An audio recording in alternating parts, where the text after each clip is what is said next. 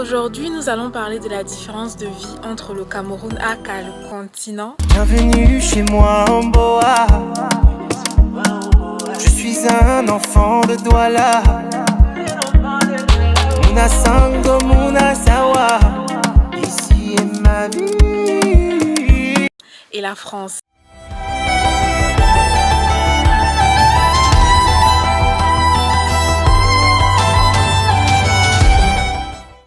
J'espère que vous êtes prêts. On va démarrer. Only reason why them they call me Yolo. While you be fin, I'm still leading, kill anything. I know fitness. You know go fit in my shoes. C'est de ça qu'il s'agit. La famille s'agrandit un tout petit peu, alors welcome aux nouveaux. Et pour ceux qui me connaissent déjà, je suis très contente de vous retrouver. Continuez à commenter, à liker et à vous abonner, ça me donne de la force et je vous remercie beaucoup pour ça. Avant de commencer, j'aimerais remercier l'abonné qui m'a donné l'idée de faire cette vidéo. Alors merci à toi, j'ai vraiment aimé la tourner, alors j'espère qu'elle te plaira. Pour ceux qui commencent à me connaître, vous vous doutez bien que je veux commencer la première thématique sur la nourriture. La nourriture. Au Cameroun, c'est indéniable. On mange bien, on prépare de manière généreuse, il y a le sens du partage. La nourriture est véritablement une explosion de saveurs dans la bouche.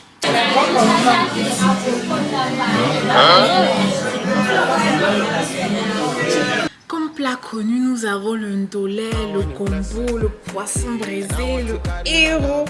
Vous voyez un peu le principe. C'est aussi intéressant de rappeler que le Cameroun fait partie aussi des pays les plus riches en épices. On a par exemple le ginseng, le pépé, les rondelles, les quatre côtés. Imaginez un peu quand vous écrasez votre petit piment et vous rajoutez les quatre côtés avec ça a un goût. Pour ne citer que ça, parce qu'en termes d'épices, il y en a tellement. Allez regarder. Et d'ailleurs, même à propos des épices, il existe également un marché traditionnel spécialement pour les épices qui est situé à Edea. Et actuellement, d'après mes recherches, le roi des épices actuellement au Cameroun est le poivre. Mais pas n'importe quel poivre, le poivre de Penja. Le meilleur poivre du monde provient de cette vallée volcanique de Ndiombe Penja. Et j'ai découvert également qu'il avait une renommée mondiale. Qui l'eût cru, le poivre de Penja.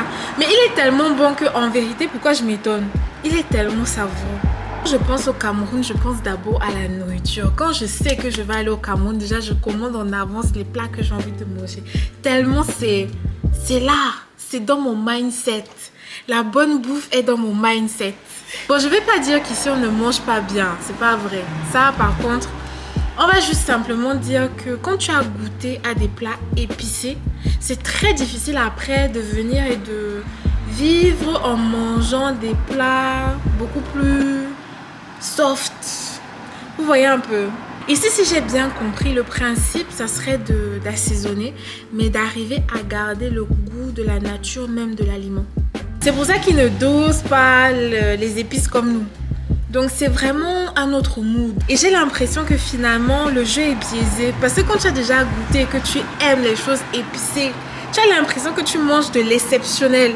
Et quand tu redescends en épices, tu as l'impression de manger quelque chose d'ordinaire. En fait c'est ça. Mais en vérité, quelqu'un qui ne connaît pas la nourriture africaine bien épicée comme nous, il va venir manger un plat français. Comme je vous ai dit, la gastronomie française est réputée dans le monde entier. Les Américains, les Canadiens, les Australiens, les Italiens même. Pourtant, les Italiens aussi ont quand même eu la cote. Mais tout le monde vient manger les plats français. C'est de ça qu'il s'agit. Pourtant, moi, quand je suis arrivée ici et que j'ai mangé des plats français, ça va, sans plus. Il y avait des choses qui sont moins passées que d'autres, mais dans l'ensemble, ça va. Et d'ailleurs, les plats que j'ai le mieux appréciés, ce sont les plats de grand-mère. Parce que j'ai l'impression que les grand-mères françaises à l'époque se rapprochaient un petit peu de nous avec leur façon de cuisiner. Par exemple, avec le bœuf bourguignon. C'est savoureux. Il y a beaucoup plus d'épices à l'intérieur. Donc du coup, je commence un peu plus à aimer ce type de plat, par exemple. Après, on a des gratins dauphinois. Les gratins dauphinois aussi sont pas mal. C'est bon. On a les huîtres aussi. Comme vous le savez, c'est très recherché. C'est bon. C'est un peu cher aussi quand même. Mais c'est bon. La deuxième thématique, ça serait les habits. La façon de s'habiller ici en France et la façon de s'habiller au Cameroun. Bon, cette fois-ci, on commence par la France. La France aussi, comme vous le savez, la capitale de la mode, avec de l'élégant, du chic, du raffiné.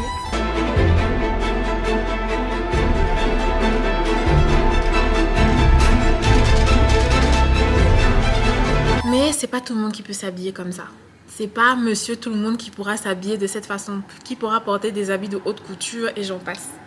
Même les habits qui ne sont pas de haute couture, qui sont de très bonne qualité, sont chers. Donc, en général, quand on vit ici, on essaye plus de partir dans des prêt-à-porter pas trop chers. Mais malheureusement, on tombe toujours sur une qualité qui est moindre, ou on va dire très limite. Tu es dans certains magasins où tu vas trouver de la bonne qualité, moitié bonne qualité, moitié chinoiserie. D'autres magasins où tu vas tomber, tu vas te dire, ah oui, ça, c'est pas mal. Mais c'est juste en apparence. Après, quand tu vas aller, tu vas laver, ça va pas. Donc, il y a vraiment deux points de mesure. Mais en général, on va dire que monsieur tout le monde va partir dans ses prêt-à-porter là, comme Zara, H&M et j'en passe. Voilà les petits magasins où en général on va s'habiller. Donc on n'est vraiment pas comme à la télé, on se dit oui on va aller porter de la haute couture. Non, non, non, non, non, non. C'est une poignée de personnes qui arrivent à pouvoir s'habiller de la sorte. De toute façon, je ferai une vidéo dessus pour parler de ce sujet plus en profondeur parce que moi je trouve ça intéressant quand même. Après ici en France, on trouve également des magasins de chinoiserie avec des qualités très médiocres. Et à l'époque, je ne me rendais même pas compte que c'était aussi médiocre. À l'époque, quand je dis, c'est quand je venais d'avoir mon bac et que je cherchais 2-3 habits pour aller sortir, pour aller faire la Java. Je ne me rendais pas compte, mais j'achetais beaucoup de chinoiserie et c'est le commun de beaucoup de personnes. Hein. Passant, je tiens à féliciter les personnes qui, depuis le début, n'achètent que de la bonne qualité. J'apprends à investir petit à petit dans les choses qualitatives. C'est beaucoup plus cher, mais un pas après l'autre. En ce qui concerne la façon de s'habiller au Cameroun. Au Cameroun, on retrouve également beaucoup de magasins de chinoiserie. Hein? On les retrouve partout. France, Cameroun, ils sont là. On retrouve aussi beaucoup d'habits de la friperie. Ce sont souvent des fins de série. Et j'ai oublié d'en parler parce qu'en France aussi, il y a beaucoup de magasins de friperie. Mais pas autant qu'au Cameroun. Mais beaucoup de personnes ici n'ont pas trop cette habitude de partir dans les magasins de friperie. Pourtant, il y a des petites pépites de temps en temps. Au Cameroun, par rapport à la France, on a quand même plus cette culture de la friperie. On a aussi beaucoup de magasins de prêt-à-porter. En général, ce sont les commerçants qui vont chercher les habits un peu partout hors du Cameroun et qui viennent vendre là. Et la plupart du temps, c'est pas mal. C'est pas mauvais. C'est sympa. D'ailleurs, même je me rappelle quand je suis descendue dernièrement au Cameroun et que j'ai vu les femmes s'habiller pour aller au boulot. Les femmes en général qui vont dans les boulots de cadre, elles sont élégantes, elles sont raffinées. Ici, tu ne vas pas trouver comme ça de manière automatique toujours une femme qui va aller à son boulot de cadre. Elle va aller à son boulot de manière pompée comme ça, là, comme au Cameroun. C'est pas possible. Sauf s'il y a un code vestimentaire qui l'oblige à s'habiller de cette façon. Mais au Cameroun, c'est pas possible. Au Cameroun, mais elles sont magnifiques. Je faisais que les regarder comme ça. Quand j'allais dans les entreprises, là, je regardais les dames comme ça. Waouh. Amazing. Amazing. C'était vraiment beau. C'était vraiment très, très beau à voir. Et je trouve qu'ici, on s'est un peu plus laissé aller parce que c'est beaucoup plus confortable. Ici, quand tu vas au boulot, c'est plus confort. Sauf quand tu es dans le cadre où tu as le visuel directement avec les clients, où on t'oblige un petit peu. Enfin, on t'oblige. Il y a un petit code comme quoi tu devrais être un peu plus... Voilà. Mais c'est pas comme au Cameroun. Je sais pas si vous arrivez à comprendre un petit peu ma vibe, mais c'est pas comme au Cameroun. C'est pas la même chose. Même d'ailleurs, quand tu descends au Cameroun et que tu te dis non, c'est parce que tu viens d'Occident et que tu vas avoir des habits bien chic, bien bon genre. Mais tu vas arriver là-bas, tu vas avoir une Camerounaise, elle va beaucoup mieux s'habiller que toi. Beaucoup mieux. Et n'oublions pas notre arme fatale. Chez nous, c'est quoi? C'est le pagne.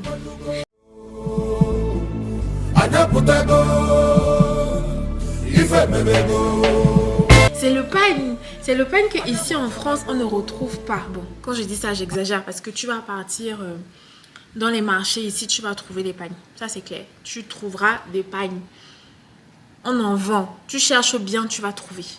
C'est juste que c'est beaucoup plus cher et forcément, ça vient d'où? Ça vient d'Afrique. Voilà.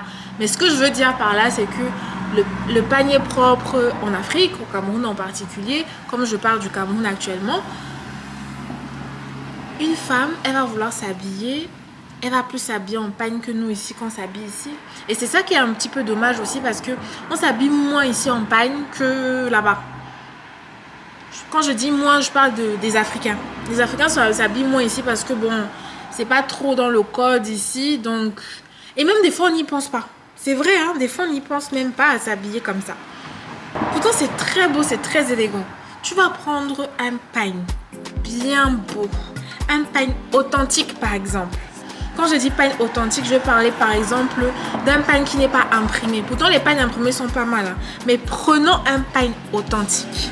Par exemple, le ndop. Le ndop, c'est le pagne des Bamileke, par exemple.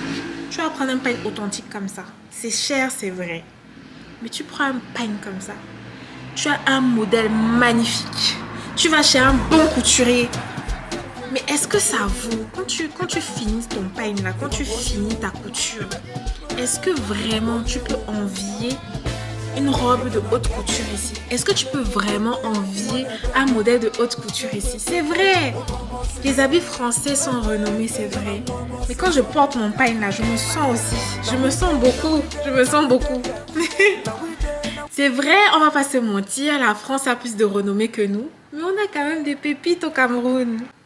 La troisième thématique du jour, la troisième thématique de la vidéo, ça serait la sécurité. Le mode de vie, est-ce que le mode de vie ici en France est plus safe qu'au Cameroun ou pas, ou c'est le contraire? Bon, on va pas se mentir. Les Camerounais, on sait que c'est beaucoup plus safe ici en Occident. Ça, c'est vrai. En France, c'est plus safe. C'est vrai que moi-même, en tant que femme, quand je suis ici en France, je ne dis pas. Par contre, attention, je ne dis pas qu'il n'y a pas d'insécurité ici. Je ne dis pas qu'il n'y a pas de danger ici. Ça, c'est faux.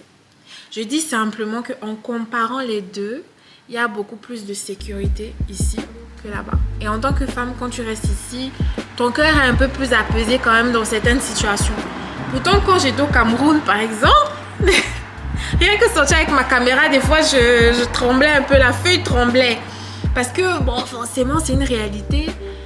Un monsieur, tout le monde va passer.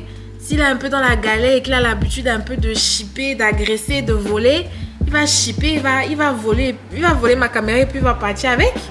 Mais au final, tout ça, c'est à cause de quoi? C'est à cause forcément des réalités du pays qui est pauvreté. Il se cherche, il essaie de manger, il ne trouve pas. Donc, il tombe un peu dans ce genre de déboire. Il essaie de voler la caméra, il essaie de racheter, de vendre ça pour pouvoir acheter de quoi manger ou autre chose. Donc, finalement, c'est un peu un cercle vicieux dans lequel nous sommes. Ici, on se sent un peu plus safe, même si avec les actualités du moment là. Alors, la quatrième thématique, ça serait la scolarité. Comment la scolarité se passe ici et comment la scolarité se passe au Cameroun? On va commencer par le niveau de scolarité. Bon, commençons avec la France. Bon. Il n'y a plus besoin d'expliquer qu'effectivement ici, le niveau d'études est vraiment très bien. Ce n'est pas pour rien qu'on se déporte de l'Afrique pour venir ici en Occident, en particulier la France, comme moi par exemple. Le niveau d'études est très bien. Mais, beaucoup de personnes pensent que les Camerounais sont très bêtes. Alors que le niveau éducatif est très élevé au Cameroun. C'est pas des blagues. Il y a des talents cachés qui ne sont pas exploités. Surtout, ils sont très forts dans le domaine scientifique, les Camerounais. Très, très forts. Il y a des pépitos. Et d'ailleurs, un Camerounais qui est dans le système camerounais, s'il sort de ce système et qu'il entre dans le système français scolaire, il va très bien s'en sortir. Il va être parmi les personnes qui ont une très bonne moyenne. Bon, il y a toujours des exceptions à la règle. Hein. On est d'accord. On va toujours trouver des cancres partout. Mais en général, si tu vas prendre un Camerounais dans le système camerounais et tu l'as introduit dans le système français, il va très bien s'en sortir. Très bien. Mais c'est une réalité, c'est que moi, par exemple, ce que j'ai vécu ici en France et ce que j'ai pu voir aussi chez nous, c'est que le système éducatif est beaucoup plus développé. Je pense que personne ne... Je pense que vous en doutez tous, hein. Le système est beaucoup plus développé ici. On est beaucoup plus à l'écoute des étudiants. Et c'est ça qui est très agréable. Parce que quand tu arrives ici, tu n'es pas laissé de côté. Le système est mis en place pour pouvoir suivre les étudiants, pour pouvoir les aider s'ils ont des besoins et des projets. La France est vraiment à l'écoute des étudiants. Par exemple, le système économique qui est mis en place pour qu'un étudiant puisse aller étudier à l'étranger avec le système Erasmus, ou encore que des politiques publiques puissent être mises en place pour que les étudiants puissent travailler en alternance et avoir un salaire digne. Au Cameroun, tu peux aussi travailler en alternance, c'est vrai, mais c'est pas pareil. On ne protège pas de la même façon les intérêts des étudiants comme ici. Ensuite, quand on tombe dans le marché de l'emploi, c'est beaucoup plus attractif, il y a de la demande, mais bon, c'est pas l'Eldorado non plus.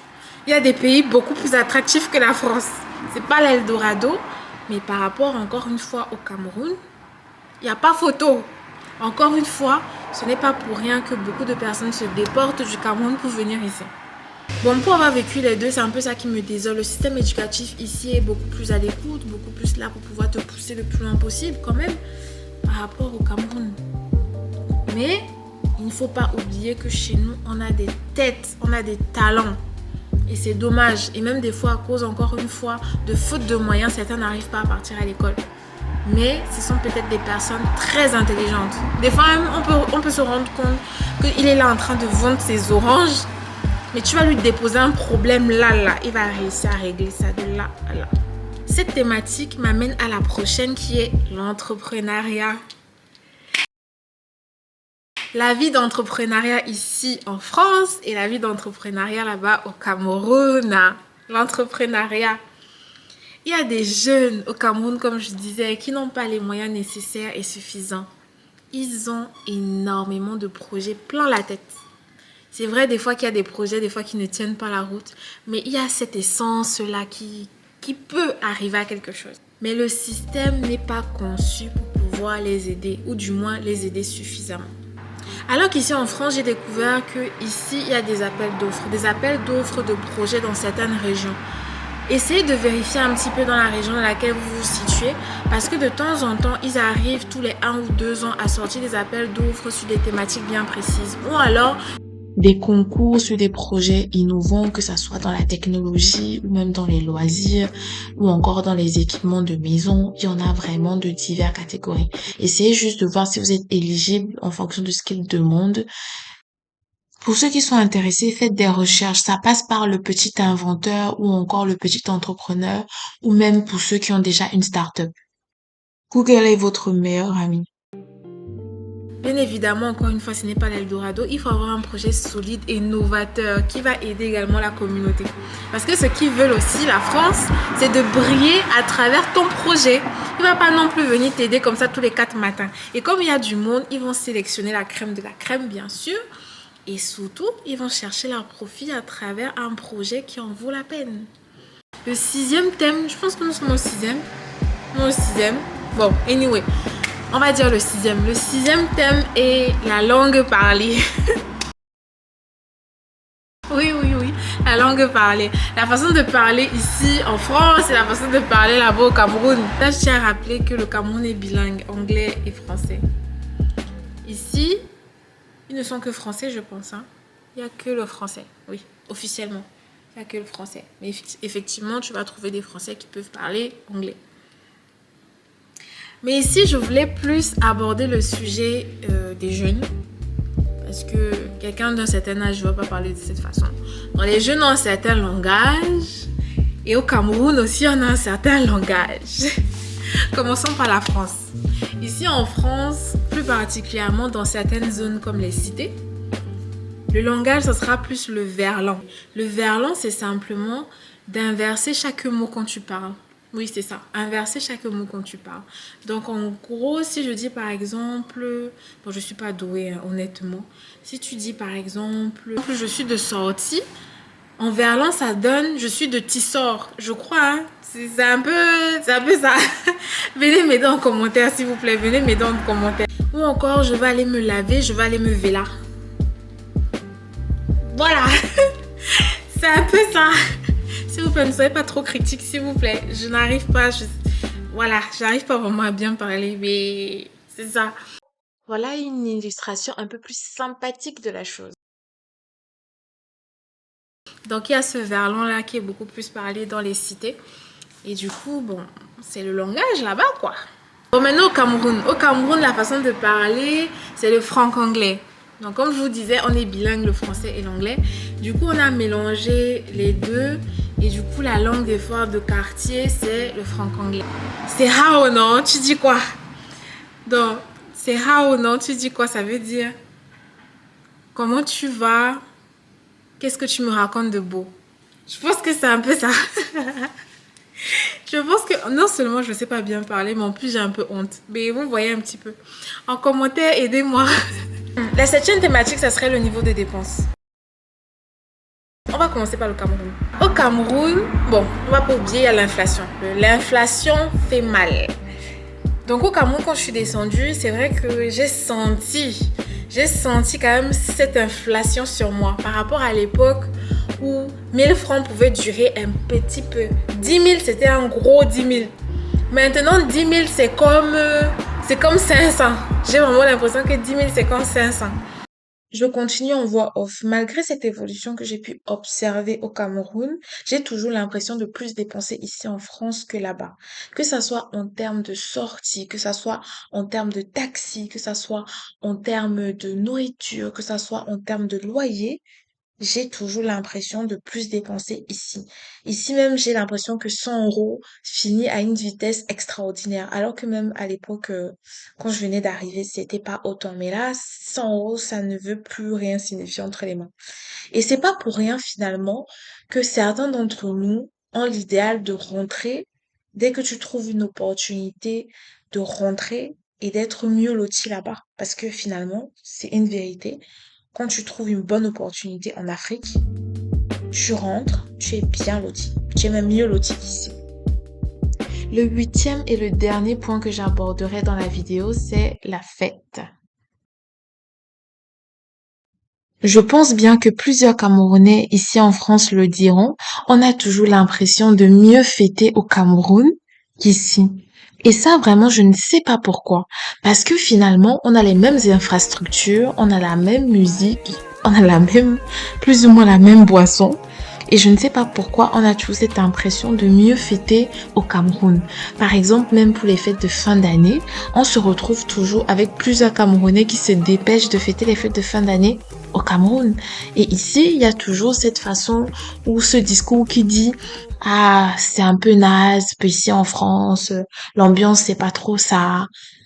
Je sais pas si c'est nous qui devons créer ou reproduire la même ambiance du Cameroun, mais finalement, c'est quoi alors ce petit truc qui fait en sorte que le Cameroun est mieux? Dans tous les cas, j'ai beaucoup aimé tourner cette vidéo parce que ça m'a permis de mieux apprécier le positif des deux pays. Parce que quand tu vis au quotidien, tu ne te rends pas compte à quel point tu peux avoir de la grâce d'obtenir telle ou telle chose dans le pays dans lequel tu es. On se dit à la prochaine pour une nouvelle vidéo.